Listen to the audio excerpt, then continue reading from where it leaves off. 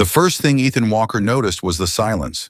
Not the peaceful kind, the expensive kind.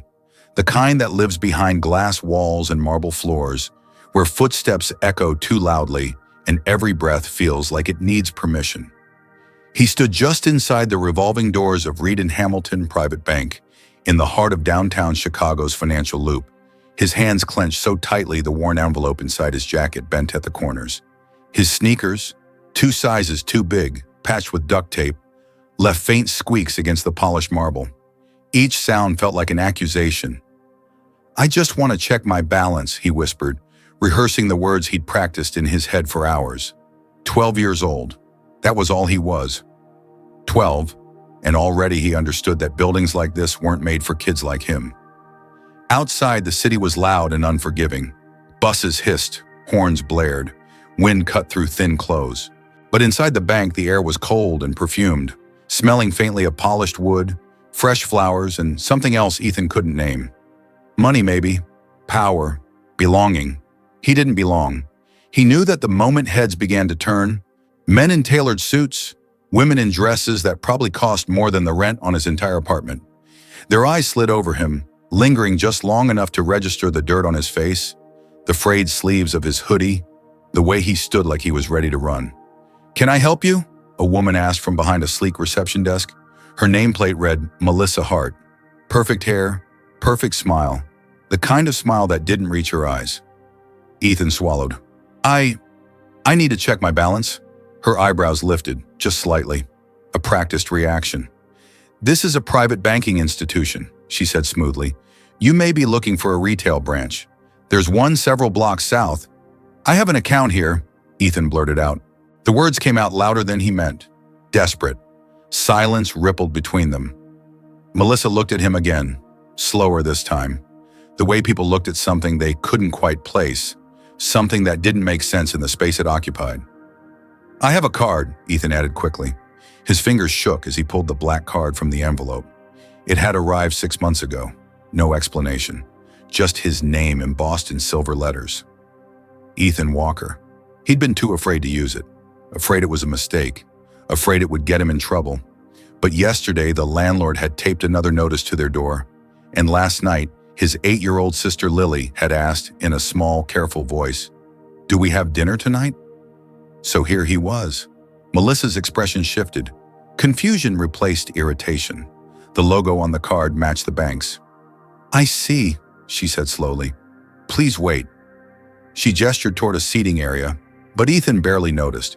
His attention had locked onto the man striding across the lobby like he owned the air itself. Which in a way he did. Jonathan Reed. Even Ethan knew that name. Everyone did. CEO, founder, face of the bank. A man whose smile appeared on billboards and business magazines, promising confidence, success, certainty. His suit was dark blue, perfectly fitted. His shoes reflected the chandeliers above. On his wrist, a watch Ethan had seen once in a store window, priced higher than a car. Jonathan Reed stopped and stared directly at Ethan. Disgust flickered across his face before settling into amusement. "Melissa," Jonathan said loudly, his voice carrying across the marble hall, "is there a reason a street kid is wandering around my lobby?" Heat rushed to Ethan's face. "I thought we had security for situations like this," Jonathan continued, smiling as a few clients chuckled softly. Melissa hesitated. "Sir, the boy claims he has an account." Jonathan laughed, an ugly sound. Sharp, confident. "An account?" He looked Ethan up and down. "Look at him. Dirt on his face. Clothes falling apart. The only account he knows is probably the one at a soup kitchen." Laughter spread. Quiet, and what polite, exactly cruel. is this supposed to be? Ethan's chest tightened. This is the contract Every you instinct signed, screamed sir. at him to turn You need to around, honor it. to run back through the doors and disappear into the exactly is city this where supposed people to like be? him were invisible. This But is at the least not contract you mocked. signed, sir. But then he You thought need of to honor Lily. it. He thought of their empty fridge, their broken sink, their mother's photograph tucked into his pocket, the last one taken before she got sick.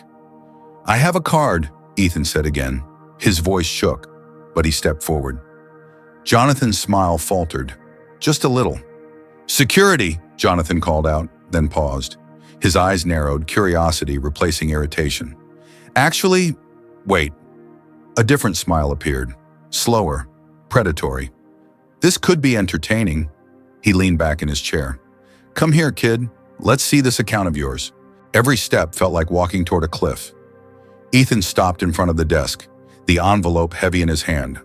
Let me guess, Jonathan said loudly. You stole the card, or found it in someone's trash. That's a federal crime, you know. I didn't steal it, Ethan said. My name's on it, Jonathan typed lazily. And your name is… Ethan Walker. The typing stopped. For a fraction of a second, Jonathan's expression changed. Then his smile froze. He stared at the screen, blinking once, twice. The color drained from his face. That's not possible, he whispered. Ethan didn't know what he expected. Anger, laughter, being dragged out by security. But it wasn't this. Not the silence. Not the tension that suddenly filled the room like a held breath. Jonathan straightened abruptly. There appears to be a system error, he said quickly. The balance showing here is clearly incorrect. Ethan swallowed. What does it say? Jonathan didn't answer. Instead, he called, Melissa, come here, now. She stepped closer, glanced at the screen, and went pale. It's the same, she whispered. All terminals. Jonathan's fingers trembled as he reread the number. $47,000, $47 million, belonging to a boy with duct tape on his shoes. Jonathan looked at Ethan again, really looked at him. The dirt wasn't from play. It was from not having water. The clothes weren't messy. They were worn thin by survival. Where did you get this card? Jonathan asked, his voice suddenly tight. It came in the mail, Ethan said, from my mom, before she died. The lobby went silent. Jonathan felt something twist in his chest, something unfamiliar, uncomfortable. Your mother, he said slowly. What did she do? She cleaned buildings, Ethan replied, lifting his chin. Sometimes this one. Jonathan's stomach dropped. A cleaning woman. $47 million. Nothing about this made sense. Ethan, Jonathan said carefully, we should continue this conversation somewhere private. Before Ethan could respond, another voice cut in. No, the voice said calmly. You should stop. A tall, silver-haired man stepped forward. William Carter, senior account manager, 30 years at the bank. Known for something Jonathan had always dismissed as weakness, kindness. You're making a mistake, William said, and you're humiliating a child. William turned to Ethan and smiled, genuinely. Hello, Ethan. Would you come with me? We'll figure this out together. Ethan hesitated, then nodded. As the elevator doors closed, Jonathan Reed stood frozen in the lobby, surrounded by wealth, power, and something he hadn't felt in decades. Shame. And as the numbers burned into his memory, one terrifying thought echoed in his mind. If that money was real, then everything he believed about worth, success, and power was about to collapse, and maybe he deserved it. As the elevator rose, Ethan clutched the envelope tighter, unaware that this moment, this single decision to step inside a bank that wasn't meant for him, was about to change not just his life, but the lives of everyone who had laughed at him. And if you were watching this unfold, wouldn't you be wondering the same thing Ethan was? Was his mother hiding a secret no one ever saw coming? The elevator doors slid shut with a soft click, sealing Ethan Walker inside a space that felt too quiet, too clean, too removed from the world he knew. He stood with his back against the mirrored wall, staring at his reflection. The boy looking back at him didn't belong in this building.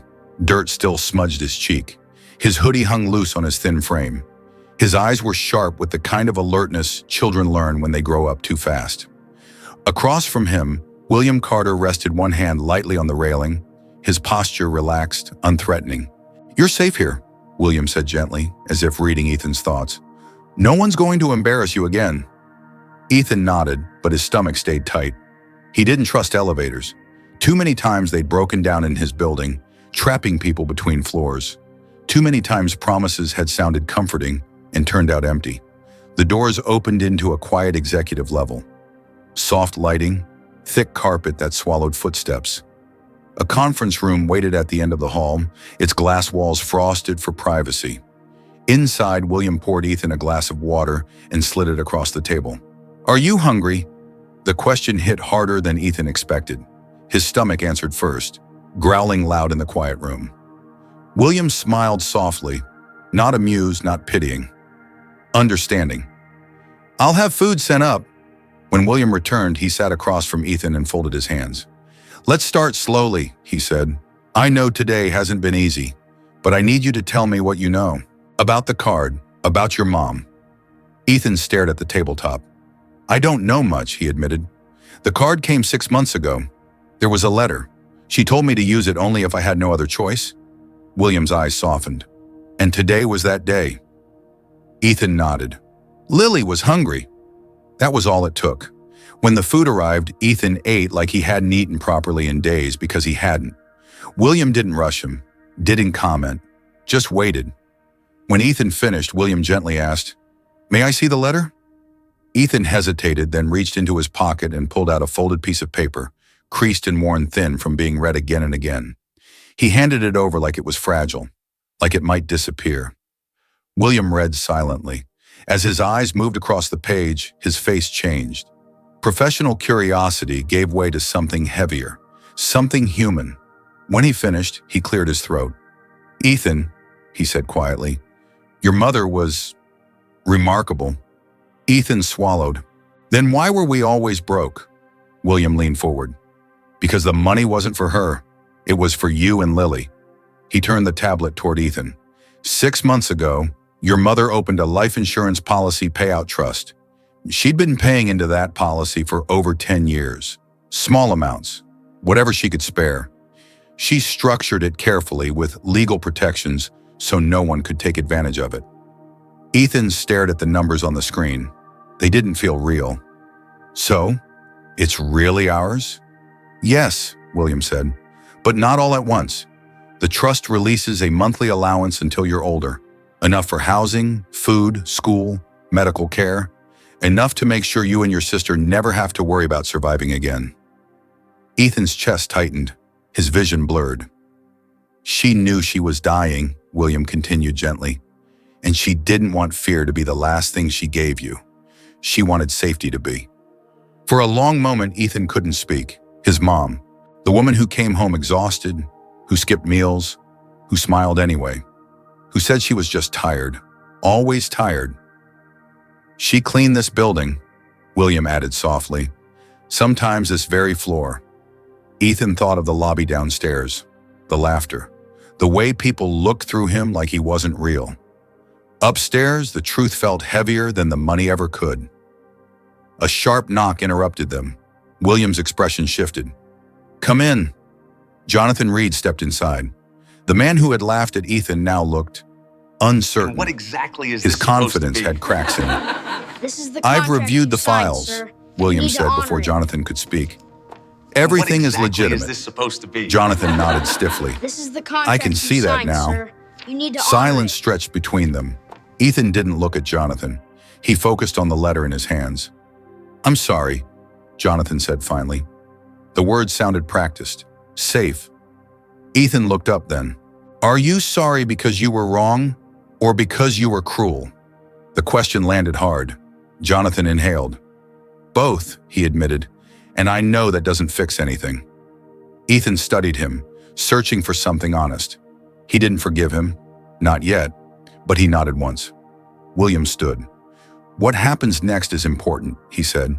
"Ethan and his sister need stability, a guardian, a safe place to live." Jonathan surprised them both by speaking first. "There's a residential building near here," he said. "Secure, good schools. The bank owns several units. I'll arrange housing immediately." Ethan stiffened. "I didn't come here for charity."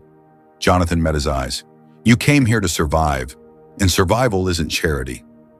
That afternoon, Jonathan insisted on accompanying Ethan back home. The drive through the south side of Chicago was quiet. Jonathan's luxury car looked absurd against cracked sidewalks and boarded storefronts. "This is where you live?" Jonathan asked quietly. Ethan nodded. "4th floor. No elevator." They climbed the stairs together. Jonathan struggled to hide his discomfort, but Ethan noticed something else too. Jonathan was looking. Really looking. Neighbors greeted Ethan by name, asked about Lily, asked if everything was okay. When Ethan opened the apartment door, Lily ran to him and wrapped her arms around his waist. "I was scared," she whispered. "I know," Ethan said. "I'm here." Mrs. Thompson stepped forward, relief washing over her face. "Thank God, I was worried." Ethan took a breath. "Mom left us something." Jonathan spoke softly. "She made sure they'll be okay." Lily looked up with wide eyes. "Does that mean we can eat whenever we're hungry?" Jonathan turned away, swallowing hard. "Yes," Ethan said, hugging his sister. "We can." That night, as they packed what little they owned, Ethan realized something strange. The money hadn't changed who he was, but it had exposed everyone else. Who laughed? Who stayed silent? Who stepped forward? And as he sat in the car watching his old building disappear behind them, a thought settled into his chest, heavy and unresolved. If money could reveal truth so quickly, what would it reveal next? And as you sit with this moment, let me ask you something honestly. Do you think Ethan should trust Jonathan Reed? Yes or no? 3 months passed, quietly but completely. Ethan Walker no longer woke up to the sound of rats in the walls or the fear of an empty fridge. The apartment in Chicago's Gold Coast was warm, clean, almost unreal at first. Lily covered one wall with her drawings, taping them crookedly because she liked how they looked that way. Their new guardian, Mrs. Eleanor Brooks, brewed tea every evening and listened more than she spoke, the way people do when they understand grief doesn't need fixing. But the biggest change hadn't happened in the apartment. It had happened inside Jonathan Reed. The morning after Ethan left the bank, Jonathan arrived before sunrise. Not to impress anyone, there was no one to see him. He walked the halls alone, really seeing them for the first time. The trash bins, the fingerprints on glass, the quiet work done long before the world applauded success. At 6 a.m., he introduced himself to the cleaning crew, not as the CEO, as a man. He learned names, listened to stories, heard about back pain, double shifts, children left alone at night, and for the first time in his career, the numbers on his spreadsheets felt smaller than the people behind them. By Monday, he called an emergency board meeting. He proposed tripled wages for service staff, full health insurance, paid leave, scholarships for employees' children. What exactly is this supposed to be? The room erupted. They called him reckless, emotional, soft. Jonathan listened, then said calmly, "Our profits are obscene. If dignity costs us money, then dignity is overdue." 2 board members resigned. Jonathan thanked them and didn't pretend he was sad. The headlines came fast. Banking titan and loses edge. Reed and Hamilton goes soft. Investors question leadership. Jonathan read them all, then turned off his phone and went to have coffee with his daughter for the first time in years. She had stopped speaking to him after college, said he cared more about power than people. That morning, she looked at him across the table and said quietly, "I heard what you're doing. I'm proud of you." Jonathan cried in his car afterward, the kind of crying that comes when something long frozen finally breaks. Ethan didn't know most of this at first. What he knew was school felt different when hunger wasn't sitting in his stomach. Lily laughed more, slept deeper, asked fewer scared questions at night. One afternoon, Ethan sat across from Jonathan in the same conference room where everything had begun. "I've been thinking about my mom," Ethan said, "about what she wanted." Jonathan listened. "She said money is just money," Ethan continued. "It's what you do with it that matters." Jonathan nodded. "She was right. I want to start something," Ethan said. "A foundation. For kids like us. For parents who work until they break and still don't make enough." Jonathan felt his throat tighten. "That's a big responsibility." "I know," Ethan said. "That's why I want help. Real help. Not charity that makes people feel small." Jonathan stood, walked to the window, then turned back. "I'll match your donation," he said. "Dollar for dollar." Ethan's eyes widened. "You don't have to." "I want to," Jonathan replied. "Your mother changed my life. This is how I honor that." The Linda Walker Foundation for Working Families launched quietly at first. School supplies, food assistance, tutoring, legal help, respect without judgment. Then a local news station asked for an interview. Jonathan refused unless Ethan agreed. Ethan thought about it all night. If it helps people see kids like us, he said the next morning, then yes, but we tell the truth. They did. Jonathan spoke about humiliation, about arrogance, about learning too late that success without humanity is empty. Ethan spoke about his mother, about love measured in sacrifice, about dignity that doesn't need money to exist. The response was overwhelming. Letters poured in, not praise but gratitude, from cleaners, cashiers, parents, children. One message stood out. "I work 3 jobs," it read, "and for the first time, I feel seen." Months later, Jonathan sat alone in his office as the sun dipped behind the skyline. He picked up his phone and typed an email to every employee in the building. "I'm sorry," it began, "and I'm trying to be better." Across the city, Ethan tucked Lily into bed. "Are we rich?" she asked sleepily. Ethan smiled softly. "We're safe." "That's better," she murmured, already drifting off. Ethan sat beside her for a long time, holding their mother's letter in his hands. Understanding now what she had given them wasn't just money, but choice. The freedom to be kind, the power to protect others. And it all started with a boy who walked into a bank just to check his balance, and a man who learned too late that true wealth is never displayed on a screen. Now let me ask you something as this story settles in your chest. Did this ending feel earned to you, yes or no? Do you believe people can truly change when confronted with truth? If this story moved you even a little, comment 100 below. Tell me which country you're watching from. And if you believe stories like this deserve to be shared, pass this video along to someone who might need the reminder today.